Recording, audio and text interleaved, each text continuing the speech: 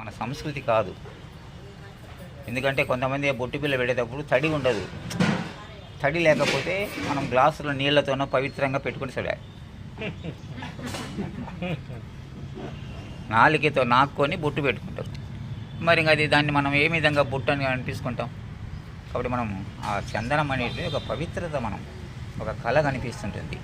అందుకనే మనము గుడికి పోతే అప్పుడు ఏం చేస్తామమ్మా, ప్రతి ఒక్కరూ రోజు పెట్టుకోకపోయినా గుడి పోయినప్పుడు ఏం చేస్తారు, బొట్టు పెట్టుకుంటారు. గుడికి వచ్చినందుకు గుర్తేంది. ఇప్పుడు పిల్లోడు పరీక్ష పోయినా అంటే అట్ట తీసుకొని పోవాలా, పరీక్ష రాస్తున్నాడంటే ఉత్త చేతులు పోయి పరీక్ష ఏం రాస్తాడు, అట్ట ఉండాలా, పెన్ను ఉండాలా. వాడు రాయగలిగింది ఎంత రాస్తే అంత. ఎక్కువ రాస్తే మంచి మార్కులు వస్తాయి, తక్కువ రాస్తే సెకండ్ క్లాస్ వస్తాయి, ఇంకా తక్కువ రాస్తే థర్డ్ క్లాస్ వస్తాయి. ఇంకా ఏం రాయకపోతే ఫెయిల్ అయిపోతుంది. ఇంకా 10th క్లాస్ రిజల్ట్ వచ్చినాయి, అందరూ పాస్ అయింది, ఒక్కటి ఫెయిల్ అయింది. స్కూల్ మొత్తానికి ఒక్కటి ఫెయిల్ అయింది. ఒకటి ఎందుకు అంటే కాపీలు జరుగుతుంటే రాసుకోలేదంట. మన కర్మ, మనం ఏం చేద్దాం. సో ఇట్లా మనము పవిత్రమైనటువంటి భావాలను మనము ఎంగిలి నాకొని బొట్టు పెట్టుకుంటే ఎట్లుంటుంది, ఇది మనం మానుకోవాలి. అందుకని మనం మారాలి. ఇక్కడికి వచ్చే వాళ్ళం మనం మారితే మనం ఎవరికైనా చెప్పగల శక్తి మనకు వస్తుంది. మనం చేయకుండా మనం వేరే వాళ్ళు అమ్మా నువ్వు బొట్టు బిళ్ళ పెట్టుకుని నన్ను బొట్టు బిళ్ళ పెట్టుకోకుండా అంటున్నావే అని మనపైన ఏలెత్తి సూచిస్తుంది. మనం జుట్టంతా ఎరబోసుకొని నువ్వు జడేసుకోమని చెప్తే ఎట్లుంటుంది.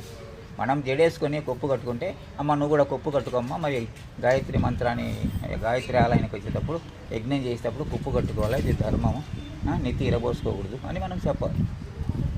మనమే ఎరబోసుకొని వస్తే మనం ఎవరికి చెప్తాం. అందుకని మనం ధర్మాన్ని మనం ఆచరించాలి. మరి ఎక్కడి నుంచి వచ్చిందో కానీ ఈ నెత్తి ఎరబోసుకుంటే సంస్కృతి, పెళ్ళిళ్ళకు పోయినా, పేరంటాలకు పోయినా, తిరునాళ్ళకు పోయినా,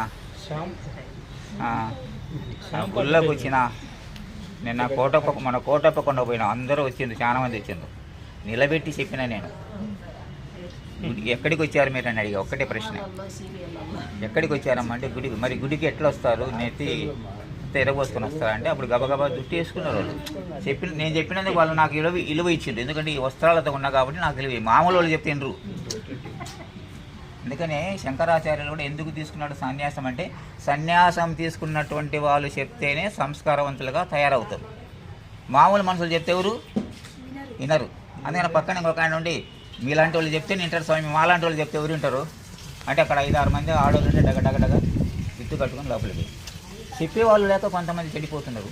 చెప్పినా లెక్క చేతనంగా అహంకారంతో కొంతమంది చెడిపోతున్నారు. ముందు చెప్పడం మన బాధ్యత. కాబట్టి ఇలాంటివి మనం నేర్చుకో.